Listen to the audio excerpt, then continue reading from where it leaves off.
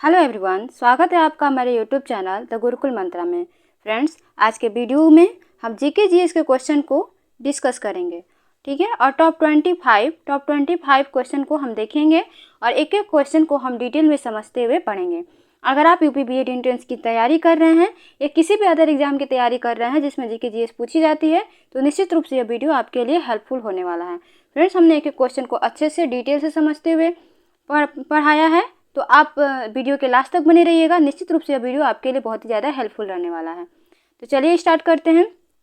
इससे पहले हमने कई सारे प्रैक्टिस सेट करा दिए हैं, आप जा करके देख सकते हैं। कई सारे प्रैक्टिस सेट हमने करा दिए, आप जा करके देख सकते हैं। चलिए, हमारा पहला क्वेश्चन है, भारत में 4 बाग शैली का प्रथम मकबरा है। हमारा ऑप्शन है हुमायूं का मकबरा, अकबर का मकबरा, जहांगीर का मकबरा, औरंगजेब का मकबरा। इसका राइट आंसर हो जाएगा ऑप्शन ए कि जो हुमायूं का मकबरा है वह भारत में 4 बाग शैली का प्रथम मकबरा है, ठीक है। 4 बाग शैली का प्रथम मकबरा है। अगर पूछे कि यह मकबरा कहाँ है, तो यह मकबरा दिल्ली में है। ध्यान दीजिएगा कि यह जो मकबरा है यह दिल्ली में यह मकबरा है, ठीक है। इसका निर्माण कब हुआ था, तो 1570 ईस्वी में इसका निर्माण हुआ था। 1570 ईस्वी में इसका निर्माण हुआ था। और एक और इसका इम्पॉर्टेंट बात आप याद रखिएगा, फैक्ट याद रखिएगा कि यूनेस्को के द्वारा, जो यूनेस्को है उसके द्वारा 1993 में, ठीक है, 1993 में इसे विश्व धरोहर स्थल में शामिल किया गया है, ठीक है। ये 3-4 पॉइंट आप याद रखिएगा कि जो 4 बाग शैली का प्रथम मकबरा है वो कौन सा है, तो हुमायूं का मकबरा है। यह कहाँ पे है, दिल्ली में है। इसका निर्माण कब हुआ था, तो 1570 ईस्वी में। और 1993 में, ठीक है, 1993 में यूनेस्को ने इसे विश्व धरोहर स्थल में शामिल किया है। चलिए नेक्स्ट क्वेश्चन, हमारा नेक्स्ट क्वेश्चन है, पित्रादूरा का आरंभ किसने किया। पित्रादूरा का आरंभ किसने किया। हमारा ऑप्शन है जहांगीर, शाहजहां, औरंगजेब, इनमें से कोई नहीं। इसका राइट आंसर हो जाएगा ऑप्शन ए जहांगीर। पित्रादूरा का आरंभ किसने किया था, तो जहांगीर ने किया था। यह क्या है, एक प्रकार का यह ऐतिहासिक कला है, ठीक है। एक प्रकार का यह ऐतिहासिक कला है। पत्थरों को, संगमरमर के पत्थरों को काट करके इसको बनाया जाता था, ठीक है। तो पित्रादूरा क्या है, एक प्रकार का ऐतिहासिक कला है। इसको किसने आरंभ किया था, तो जहांगीर ने आरंभ किया था। चलिए नेक्स्ट क्वेश्चन, हमारा नेक्स्ट क्वेश्चन है, ब्लीचिंग पाउडर निम्नलिखित में से किसे गुजार कर तैयार किया जाता है, ठीक है। हमारा ऑप्शन है बूझे चूने पर से ग्लिसरीन, थोड़ा सा इसको मैं और जूम करती हूँ, हाँ, बूझे चूने पर से क्लोरीन, बूझे चूने पर से ऑक्सीजन, बूझे चूने पर से कार्बन डाइऑक्साइड, बिना बूझे चूने पर से क्लोरीन। देखिए इसका राइट आंसर हो जाएगा ऑप्शन ए, ठीक है। जो बूझे चूने पर से हम क्या करते हैं, क्लोरीन को प्रवाहित करते हैं, तो ब्लीचिंग पाउडर हमारा तैयार होता है, ठीक है। बूझे चूने पर क्लोरीन गैस क्या किया जाता है, प्रवाहित किया जाता है, और बड़े पैमाने पर क्या किया जाता है, ब्लीचिंग पाउडर तैयार किया जाता है। अगर इसका फॉर्मूला पूछ दे तो आप क्या बताएंगे, CA, ठीक है, CaClO ट्वाइस, ठीक है। ये इसका फार्मूला है, CaClO ट्वाइस इसका फार्मूला है, ठीक है। ये ब्लीचिंग पाउडर का फार्मूला है। चलिए नेक्स्ट क्वेश्चन, हमारा नेक्स्ट क्वेश्चन है, भोपाल त्रासदी के दौरान कौन सी गैस निकली थी। भोपाल त्रासदी के दौरान कौन सी गैस निकली थी। हमारा ऑप्शन है sodium isothiocyanate, potassium isothiocyanate, ethyl isothiocyanate and methyl isothiocyanate. देखिए इसका राइट आंसर हो जाएगा ऑप्शन डी कि जो भोपाल त्रासदी की जो घटना हुई थी उसमें मेथिल आइसोथायोसाइनेट गैस का क्या हुआ था, बहुत ही बड़ी मात्रा में रिसाव हुआ था, बहुत ही ज़्यादा रिसाव हुआ था, और बहुत सारे लोगों की इसमें जान गई थी, ठीक है। और ये घटना कहाँ हुई थी, तो MP के भोपाल में हुई थी। इसका सन बहुत ज़्यादा पूछता है कि कब हुई थी, तो ध्यान दीजिएगा 1984 ईस्वी में यह घटना हुई थी। 1984 ईस्वी में यह घटना हुई थी। चलिए नेक्स्ट क्वेश्चन, हाँ, नेक्स्ट क्वेश्चन है, राष्ट्रीय वनस्पतिक उद्यान कहाँ पर स्थित है। राष्ट्रीय वानस्पतिक उद्यान कहाँ पर स्थित है। हमारा ऑप्शन है शिमला, कोलकाता, लखनऊ, बेंगलुरु। देखिए जो राष्ट्रीय वानस्पतिक उद्यान है वह कहाँ पर स्थित है। इसका राइट आंसर हो जाएगा ऑप्शन बी, कोलकाता में, ठीक है। कोलकाता में राष्ट्रीय वानस्पतिक उद्यान कहाँ पर स्थित है, कोलकाता में स्थित है, ठीक है। अगर क्वेश्चन पूछे, देखिए कंफ्यूज नहीं होना है, अगर क्वेश्चन ये पूछ दे कि वनस्पति अनुसंधान संस्थान कहाँ पे स्थित है, ठीक है। अगर पूछ दे कि राष्ट्रीय, ध्यान दीजिएगा, राष्ट्रीय वनस्पति अनुसंधान संस्थान, ये दोनों में अंतर है, ठीक है। राष्ट्रीय वनस्पति अनुसंधान संस्थान, ठीक है, अनुसंधान संस्थान। अगर ये पूछे कि राष्ट्रीय वनस्पति अनुसंधान संस्थान कहाँ है, तो ये लखनऊ में है। और अगर केवल ये पूछे कि राष्ट्रीय वानस्पतिक उद्यान कहाँ है, तो कोलकाता में। ये दोनों आपको अच्छे से याद रखना है, कंफ्यूज नहीं होना है कि राष्ट्रीय वानस्पतिक उद्यान तो कोलकाता और राष्ट्रीय वनस्पति अनुसंधान संस्थान तो ये लखनऊ, मतलब यूपी के लखनऊ में यह है। चलिए नेक्स्ट क्वेश्चन। हमारा नेक्स्ट क्वेश्चन है, अक्टूबर और नवंबर के महीनों में कहाँ अधिक वर्षा होती है? हमारा ऑप्शन है मालवा के पठार, छोटा नागपुर के पठार, पूर्वी पहाड़ या कोरोमंडल तट। इसका राइट आंसर हो जाएगा ऑप्शन डी, कोरोमंडल तट पे अक्टूबर नवंबर के महीनों में वर्षा होती है। कोरोमंडल तट कहने का मतलब क्या कि इधर से देखिए, ये तमिलनाडु से लेकर के जो आंध्र प्रदेश का एरिया है, ये जो एरिया है इसी को हम बोलते हैं कोरोमंडल तट, और यहीं पर अक्टूबर नवंबर में वर्षा होती है। चलिए नेक्स्ट क्वेश्चन। हमारा नेक्स्ट क्वेश्चन है, निम्नलिखित में से किसे प्रकृति का रडार माना जाता है? हमारा ऑप्शन है दरियाई घोड़ा, कबूतर, गिद्ध, उल्लू। इसका राइट आंसर हो जाएगा कबूतर। ठीक है, प्रकृति का रडार किसे माना जाता है? तो कबूतर को माना जाता है। चलिए नेक्स्ट क्वेश्चन, शिक्षा के 10+2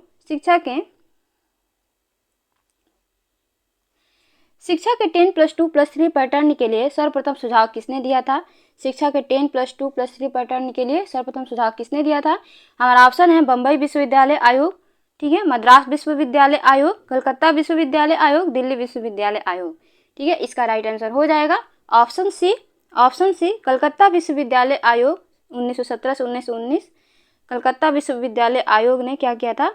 10+2+3 पैटर्न का सुझाव दिया था। ठीक है, 10+2+3 पैटर्न का कलकत्ता विश्वविद्यालय ने सुझाव दिया था। चलिए नेक्स्ट क्वेश्चन।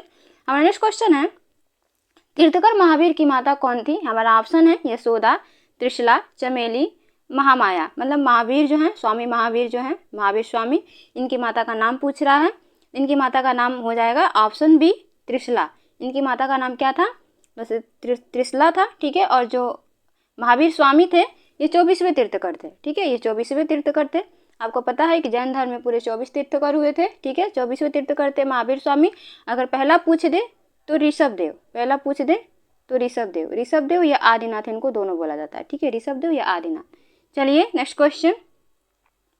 हमारा नेक्स्ट क्वेश्चन है, संतुलन कीमत वह कीमत होती है जब पूर्ति मांग से अधिक हो, पूर्ति मांग से कम हो, मांग बहुत अधिक हो, पूर्ति और मांग बराबर हो। इसका राइट आंसर हो जाएगा कि जब पूर्ति और मांग दोनों बराबर होता है तो संतुलन कीमत उसको हम बोलते हैं। ठीक है, जब पूर्ति और मांग बराबर होता है तो हम संतुलन कीमत बोलते हैं। चलिए नेक्स्ट क्वेश्चन। हमारा नेक्स्ट क्वेश्चन है, पानीपत की तीसरी लड़ाई किस वर्ष में हुई थी? पानीपत की तीसरी लड़ाई किस वर्ष में हुई थी? हमारा ऑप्शन है 1526 ईस्वी, 1556 ईस्वी, 1761 ईस्वी, 1776 ईस्वी। इसका राइट आंसर हो जाएगा ऑप्शन सी, 1761 ईस्वी में पानीपत की तीसरी लड़ाई होती है। और किसके किसके बीच होती है? तो अहमद शाह अब्दाली और मराठों के बीच। अहमद शाह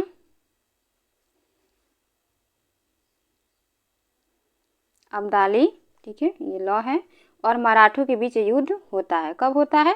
1761 ईस्वी में अहमद शाह अब्दाली और मराठों के बीच होता है। ठीक है, और पानीपत का प्रथम युद्ध कब हुआ था? तो 1526 ईस्वी में हुआ था। ठीक है, 1526 ईस्वी में हुआ था। और पानीपत का द्वितीय युद्ध कब हुआ था? तो 1556 ईस्वी में हुआ था। इतने सारे पॉइंट आप याद रखिएगा। चलिए नेक्स्ट क्वेश्चन।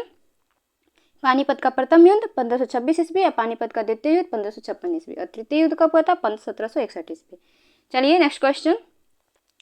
हाँ, नेक्स्ट क्वेश्चन है, टीपू सुल्तान की मृत्यु 1799 ईस्वी में कहाँ हुई थी? हमारा ऑप्शन है मैसूर में, कुर्ग में, श्रीरंगपट्टनम में, वानडीवास में। इसका राइट आंसर हो जाएगा ऑप्शन सी, जो टीपू सुल्तान है उसकी मृत्यु श्रीरंगपट्टनम में हुई थी। चलिए नेक्स्ट क्वेश्चन। हमारा नेक्स्ट क्वेश्चन है, आनंद भवन कहाँ स्थित है? आनंद भवन के बारे में पूछ रहा है कि कहाँ स्थित है। हमारा ऑप्शन है इलाहाबाद में, दिल्ली में, लखनऊ में, आगरा में। इसका राइट आंसर हो जाएगा ऑप्शन ए, कि जो आनंद भवन है वह इलाहाबाद में स्थित है। ठीक है, इसका निर्माण कब हुआ था? तो 1930 ईस्वी में इसका निर्माण हुआ था। चलिए नेक्स्ट क्वेश्चन। हमारा नेक्स्ट क्वेश्चन है, पारसी धर्मावलंबियों का पूजा स्थल है। पारसी धर्मावलंबियों का पूजा स्थल है। हमारा ऑप्शन है सीनागांग, अग्नि मंदिर, विहार, मजार। इसका राइट आंसर हो जाएगा ऑप्शन बी, जो अग्नि मंदिर है वो पारसी धर्मावलंबियों का क्या है? ये एक प्रकार ये पूजा स्थल है। ठीक है, क्या है? पूजा स्थल है। और ये कहाँ पे है? तो सिकंदराबाद में है। सिकंदराबाद में किस राज्य में? तेलंगाना में। ठीक है, चलिए नेक्स्ट क्वेश्चन। हमारा नेक्स्ट क्वेश्चन है, उच्च न्यायालय के मुख्य न्यायाधीश पद पर नियुक्त होने वाली प्रथम महिला कौन है? ठीक है, उच्च न्यायालय के मुख्य न्यायाधीश पद पर नियुक्त होने वाली प्रथम महिला के बारे में पूछ रहा है। हमारा ऑप्शन है अन्ना चांडी, लीला सेठ, फातिमा बीबी, कार्नेलिया सोराबजी। इसका राइट आंसर हो जाएगा ऑप्शन बी, लीला सेठ। ध्यान दीजिएगा, आपको कंफ्यूज नहीं होना है, क्योंकि यहाँ पे फातिमा बीबी भी दिया हुआ है, इसके बारे में भी अभी मैं बता रही हूँ। उच्च न्यायालय के मुख्य न्यायाधीश की बात कर रहा है। ठीक है, उच्च न्यायालय के मुख्य न्यायाधीश पद पर नियुक्त होने वाली प्रथम महिला, यानी ये उच्च न्यायालय की बात कर रहा है। अगर सर्वोच्च न्यायालय का पूछे, सर्वोच्च न्यायालय की पहली महिला मुख्य न्यायाधीश, ठीक है, सर्वोच्च न्यायालय की पहली महिला मुख्य न्यायाधीश कौन थी? तो ये फातिमा बीबी थी। ठीक है, ये फातिमा बीबी थी। ठीक है, सर्वोच्च न्यायालय की पहली महिला न्यायाधीश कौन थी? तो ये फातिमा बीबी थी, और ये उच्च न्यायालय की लीला सेठ है। ये दोनों में आपको कंफ्यूज नहीं होना है, और इसको अच्छे से याद रखना है। ठीक है, चलिए नेक्स्ट क्वेश्चन।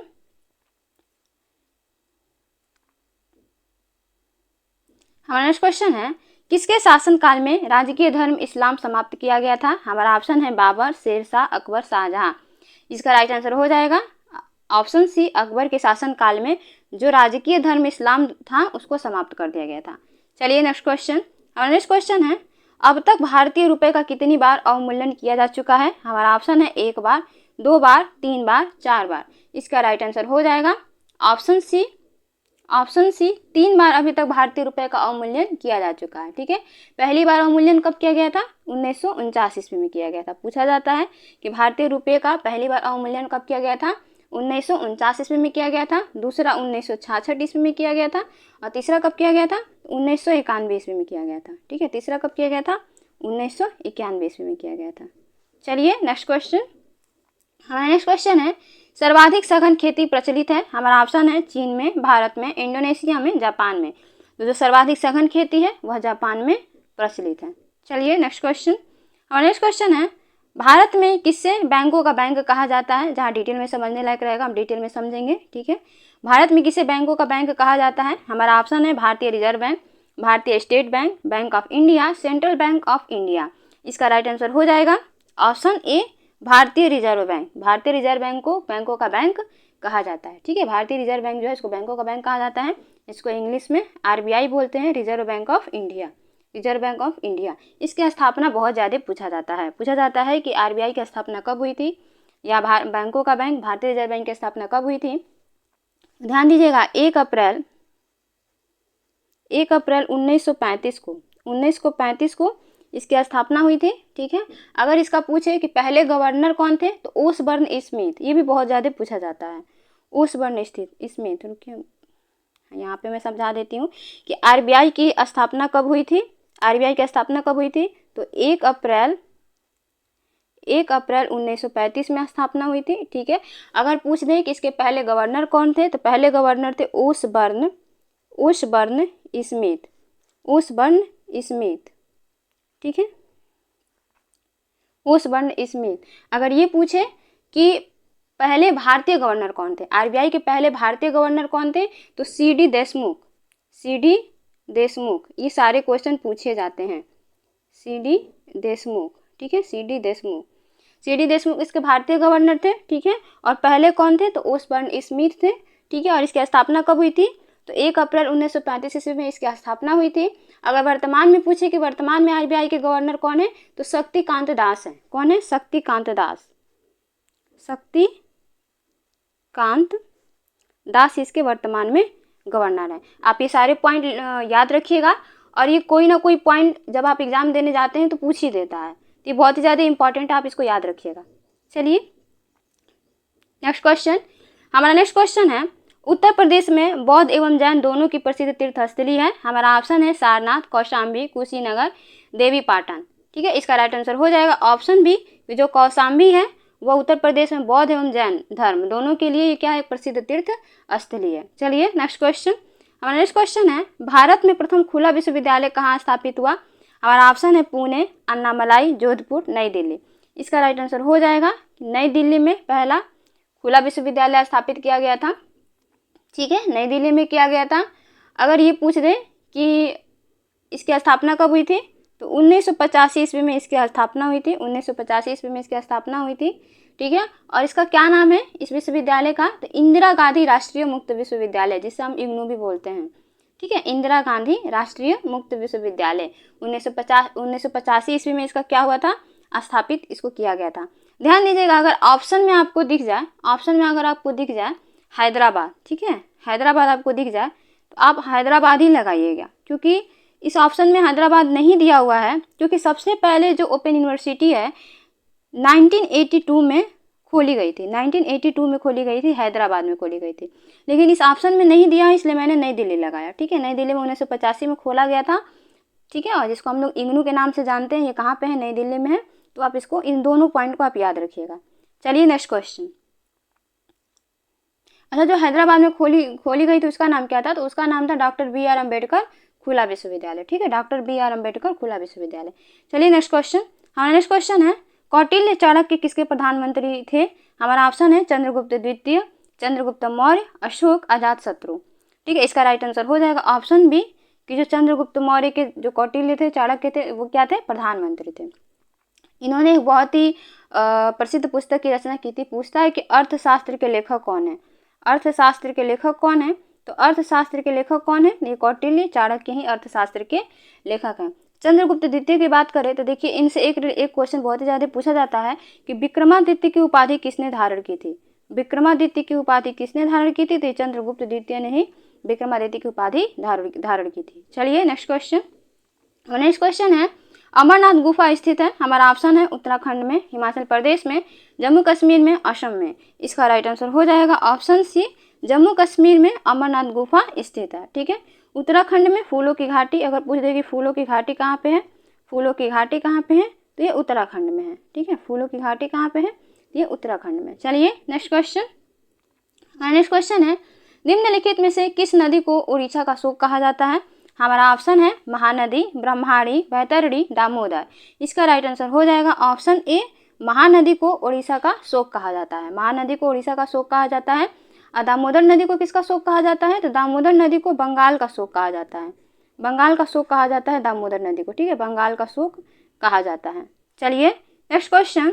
हमारा नेक्स्ट क्वेश्चन है यदि किसी राज्य विधान परिषद का सभापति, राज्य विधान परिषद की बात कर रहा है, यदि किसी राज्य विधान परिषद का सभापति अपने पद से त्यागपत्र देना चाहे तो वह अपना त्यागपत्र किसको देगा। हमारा ऑप्शन है मुख्यमंत्री को, राज्यपाल को, उपसभापति को, उच्च न्यायालय के मुख्य न्यायाधीश को। इसका राइट आंसर हो जाएगा ऑप्शन सी, उपसभापति को, ठीक है। उपसभापति को क्या करता है, जो हमारा राज्य विधान परिषद का सभापति होता है, अगर वो त्यागपत्र देना चाहे तो उपसभापति को वो अपना त्यागपत्र देता है।